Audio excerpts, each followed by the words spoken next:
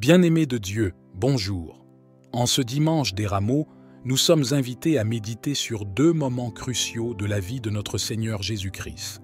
Son entrée triomphale à Jérusalem et la lecture de sa Passion.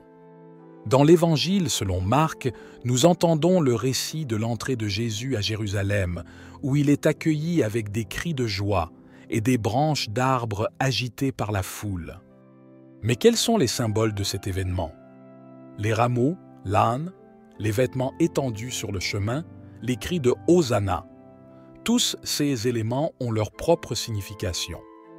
Les rameaux étaient un signe d'accueil réservé traditionnellement aux rois et aux vainqueurs. Il est important de comprendre que les rameaux que nous bénissons ne sont pas de simples porte-bonheur ou des gris-gris. Ils ont une signification profonde. Ils représentent notre engagement à suivre Jésus, notre reconnaissance de sa royauté et notre désir de participer à sa victoire sur le péché et la mort. En portant ces rameaux, nous proclamons notre foi en Jésus-Christ et notre désir de marcher à sa suite. L'âne symbolisait l'humilité et la paix, contrastant avec la puissance militaire souvent associée aux chevaux. Les vêtements étendus sur le chemin étaient un geste de respect et d'hommage envers Jésus, comme on le faisait pour un roi. Les cris de Hosanna exprimaient la reconnaissance et la louange envers le Messie tant attendu. Dans certaines régions, on utilise également des branches de laurier pour cette célébration. Le laurier était symbole de victoire dans l'Antiquité, soulignant ainsi le caractère triomphal de l'entrée de Jésus à Jérusalem. Ces symboles nous rappellent que Jésus est le roi de l'univers, mais un roi différent des rois de ce monde, un roi qui vient apporter la paix et le salut à toute l'humanité. Pourtant, cette entrée triomphale est suivie de la lecture de la Passion de Jésus, où nous contemplons son arrestation, son procès inique, sa condamnation à mort et sa crucifixion. Les textes d'Isaïe, du psaume et de l'épître aux Philippiens que nous avons entendus résonnent d'une manière particulière avec cette lecture de la Passion.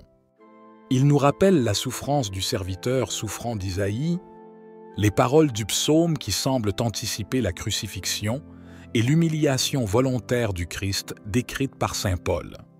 Ce récit de la Passion nous présente l'affrontement de deux mondes, celui de la vérité où vit Jésus et celui du mensonge où vivent ses détracteurs.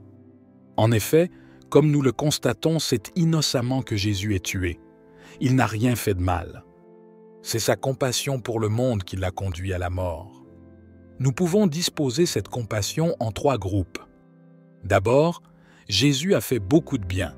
Guérison des malades, opération des miracles, nutrition des foules, bonne prédication si bien que de nombreuses personnes parmi lesquelles certains Juifs le suivaient. Malheureusement, sa récompense a été la jalousie des grands prêtres jusqu'à exiger sa mort. Nous vivons dans un monde pareil encore aujourd'hui où beaucoup de nos bonnes actions sont récompensées par des paroles dévalorisantes. Mais comme Jésus, le bien que nous pouvons faire est pour Dieu et non pour les hommes.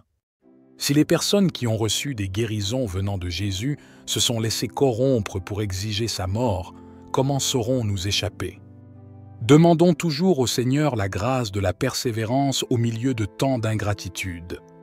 Ensuite, Jésus était pour la non-violence. En effet, le milieu où vivait Jésus était sous la domination romaine. Les concitoyens de Jésus voulaient qu'il se serve de ses miracles pour les démolir.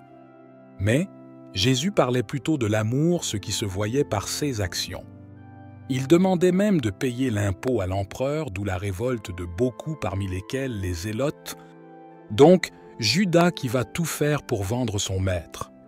Dans notre monde actuel, quand on en a marre, c'est le recours à la violence. On utilise la force, on détruit tout.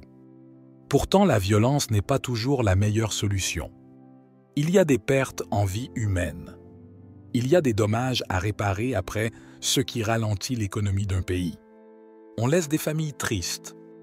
Il est important de penser à d'autres attitudes de non-violence pour revendiquer ce qui nous est de droit et non la brutalité.